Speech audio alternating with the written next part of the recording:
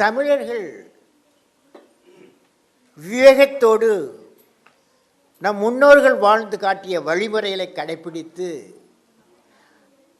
அன்பு, அறிவு, விவேகம், வந்தாரை வாழ்விக்கும் தமிழர் கலாச்சாரமும், அயலாரை போற்றும் பண்பு, மாற்றான் தோட்டத்து மல்லிகைக்கு மனமுண்டு என்ற பரந்த மனப்பான்மை, மன்னித்து மறக்கும் குணம், வேற்றுமையில் ஒற்றுமை போன்ற சாத்விக வழிமுறைகளை பேணி தமிழர் இல்லந்தோறும் குழந்தைகள் மனதில் பதித்து அமைதியான உலகத்தை படைக்க உலகத் தமிழர்கள் ஒற்றுமைப்பட வேண்டும்.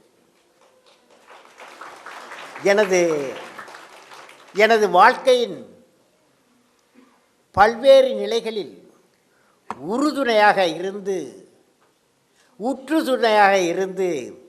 வாழ்க்கையின் வழிகாட்டியாக என்னை வழிநடத்தியது திருக்குறள் தான்.